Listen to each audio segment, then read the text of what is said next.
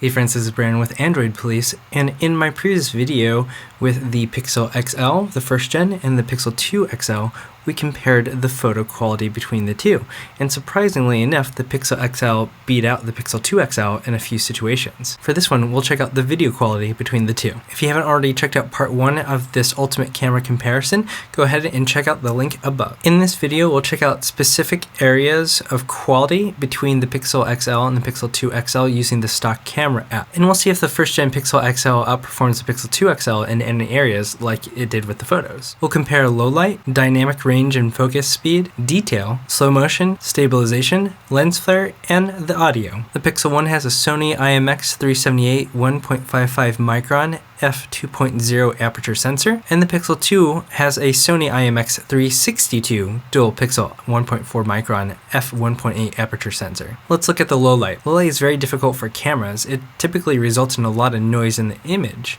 and in turn you lose a lot of detail and you have these splotchy, chunky areas of the footage that's being filmed. So for this test, I grabbed one of my lights that I use for filming, actually this one right here, and I had the light shining at the wall on the other side of the room, and that light bounced off that wall over to where everything was set up.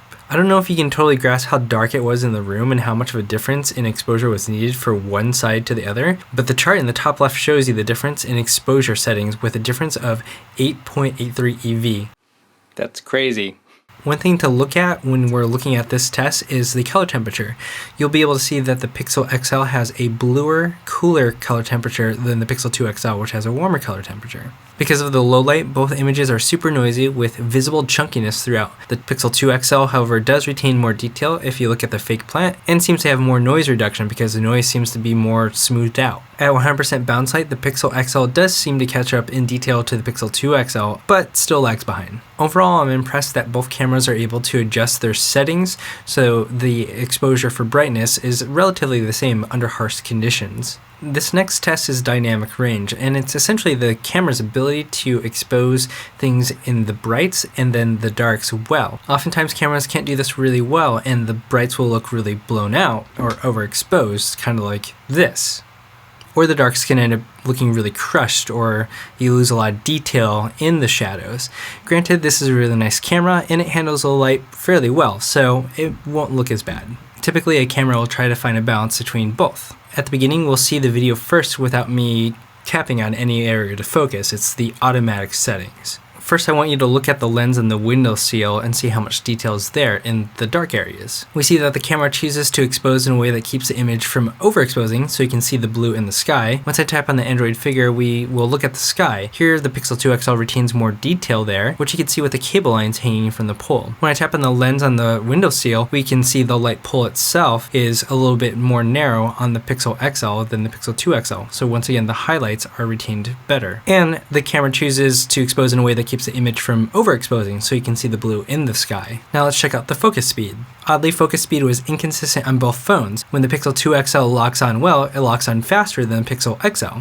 However, both seem to have an issue at different times with hunting or staying on another object. The Pixel 2 XL seemed to do this more than the Pixel XL. A tip to help the camera focus better is to find an area that has more detail and contrast, like the line that's between the head and the body of the Android figure. Now let's check out the detail. Both cameras capture detail incredibly well. The text and cloth on the Google Home in the shot is nice and detailed. In the grid test, they are both great. The Pixel 2 XL has a slight bit of warping, but you probably won't notice that. You have to look really closely to see it. And this last one reveals that the Pixel XL has a wider field of view than the Pixel 2 XL, so it'll capture more at a closer distance than the Pixel 2 XL. And both phones record at the same resolution of 3840 by 2160. Now let's check out slow motion, and slow motion is a lot of fun.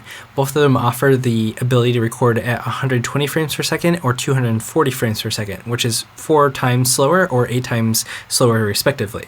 In the 120 frames per second test, the Pixel 2 XL seems to retain more detail, color, and contrast than the Pixel XL. The same thing can be seen in the 240 frame per second version. The added detail, color, and contrast allows you to see some of the details of the water splash that you cannot see as well on the Pixel XL. Now let's check out stabilization. Stabilization can be really cool because it can provide a cinematic look to your images or just simply even out some of the bumps you have when you're walking or moving around. One thing to note when we're looking at this is that the Pixel XL only has EIS, or electronic image stabilization. This is all software and often gives a more artificial look for most video editing programs, which means it isn't generally preferred. The Pixel 2 XL has both OIS, or optical image stabilization, which is hardware that suspends the lens and moves it around as needed, as well as electronic image stabilization. So we can see that the stabilization can allow for smooth and cinematic panning. One thing that you'll notice is that the Pixel XL will lose focus at times during this, and the stabilization can have a more jelly, laggy response to it, which is kind of weird. Now let's check out the lens flare. A lens flare occurs when a bright light source like the sun hits the glass lens elements of the camera. This can create some distracting flares to your image and desaturate the color of it as well. This isn't entirely bad because sometimes it can be used artistically. For this test, I set up both phones on a tripod, and then I just turned on the flashlight on my phone and moved it around to see how bad it can get. As many of you know, the original Pixel XL has a gnarly lens flare because the back area is just glass.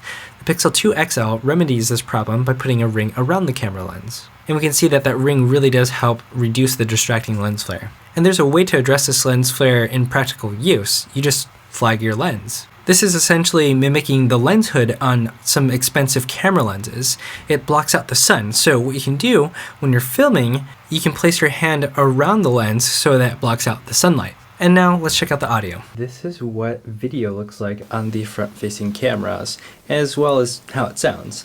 So here is the Pixel 1 audio, and then here is the Pixel 2 audio. What's interesting is that the stock camera app seems to have lost its ability to utilize external microphones, and I'm not sure why Google removed that. It used to work on the Pixel 1, but it doesn't anymore. So what are your thoughts? What are your observations? In this test, the Pixel XL didn't really come out ahead of the Pixel 2 XL in really any of the tests that I noticed. Overall, the Pixel 2 XL performed better than the original Pixel XL in almost every single area. But maybe you noticed something that I didn't. If you did, go ahead and leave some comments down below. And while you're at it, if you found this video interesting, give us a thumbs up. And if you haven't subscribed to the Android Police channel already, go ahead and do that. To watch and to keep up with more Android Police videos, go ahead and check out some of the videos off to the side. And if you'd like to watch more videos from me, go ahead and click on that image of me on the page as well. Thanks for watching Android Police. Until next time.